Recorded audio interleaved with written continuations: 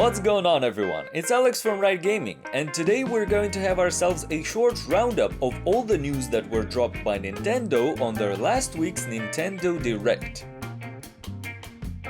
As always, don't forget to leave a like and subscribe to stay in the loop about all the gaming news and help the channel grow. Now let's begin. On the 17th of February, Nintendo dropped a massive amount of news about currently available and upcoming Switch games. Here, I will quickly summarize all the new info and then you can go watch whatever interests you most separately. First, we have an announcement that Fall Guys Ultimate Knockdown will be coming to Nintendo Switch this summer. For those few who do not know what this is, it is a fun party game where you and 99 other people control colorful characters, racing each other through obstacle courses reminiscent of shows like American Ninja and the likes. The goal is to be the last one standing and win a crown. Then, they told everyone that they will be remaking and, for the first time outside of Japan, releasing the two Nintendo classic detective games, Famicom Detective Club The Missing Heir and its prequel Famicom Detective Club The Girl Who Stands Behind. They were originally released for the Famicom Disk System and never making it outside of Japan. These two games pitch you as a detective assistant solving mysterious cases in a visual novel kind of game, coming May 14th. After that, Nintendo showed another look at the upcoming Monster Hunter Rise. Just like in the previous games, we will take on the role of a hunter that is tasked with protecting people and completing missions, all related to giant monsters with unique designs and behaviors, all of which require you to adapt your tactics to win. What I love is that they are said to keep the open world single map approach from Monster Hunter World, which I really loved, since it made the game feel more continuous and seamless, as opposed to the disjointed zoned areas approach of the older games that stemmed from hardware limitations, coming March 26th. Next up was another installment in the Mario Golf series, Mario Golf Super Rush. No explanations needed, simply another more improved Mario Golf game, with a ridiculous amount of scanners, grids and wind indicators that allow you to calculate your golf ball's trajectory with computer-like precision, coming June 25th.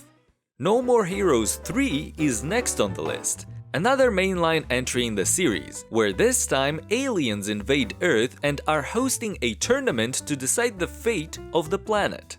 Again, you play as Travis Touchdown, and enter the tournament to defeat each of the funky and devious aliens in all sorts of funky and devious ways, coming August 27th.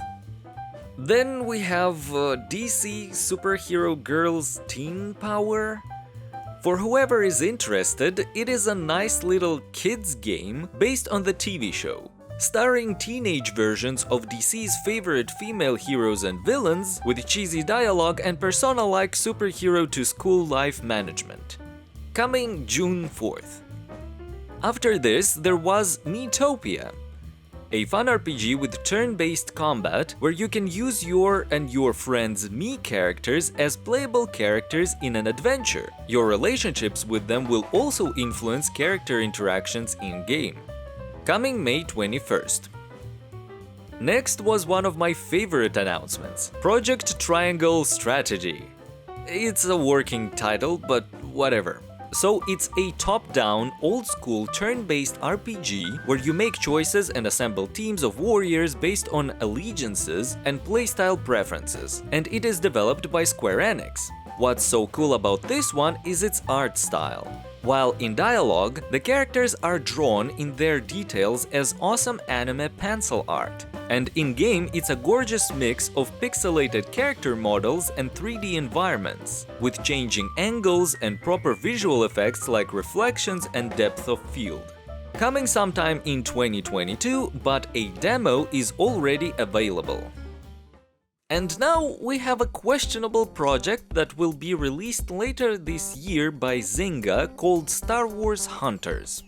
So apparently, this is going to be a free-to-play arena game, with the shabby quality of a mobile game that will release on the Switch and mobile. So far, little is known about this game, except for this ambiguous description given on the game's official page. Star Wars Hunters will connect players in real time to battle in settings inspired by iconic Star Wars locations. Players will join squads of all new and authentic characters, including daring bounty hunters, heroes of the rebellion, and Imperial stormtroopers, in an action game that immerses players in a fast-paced and visual stunning Star Wars galaxy. Well, there is one Star Wars game I'm not really looking forward to. Next, they announced the Hyrule Warriors Age of Calamity expansion pass. So, Hyrule Warriors Age of Calamity is a spin-off game in the Legend of Zelda series, which acts as an alternate reality prequel to the events of Legend of Zelda Breath of the Wild, and it is a mashup of Breath of the Wild and Dynasty Warriors. While the game itself turned out to be actually quite fun and scored high on Metacritic, the expansion pass might not seem all too alluring to some people. You see, for the low price of $19.99 you get a new weapon and a costume for Link on purchase. Then in June you will get new characters, new weapons, new challenges, and some new enemies. And then in November you will get more new characters, newly added stages, and new skills. Essentially, there is no substantial or meaningful story content, and you will simply be playing the same game. So if you expected something more out of these DLCs, then this is not for you. Then we received the biggest Zelda news they had so far, an HD remaster of Legend of Zelda Skyward Sword. It was originally released in 2011 on the Wii console, and utilized motion control in its combat. Now, they are re-releasing an amped-up version of it for the Switch, where you have both the old motion controls using the Joy-Cons and a rearranged button control scheme to play it on the go. Coming July 16th.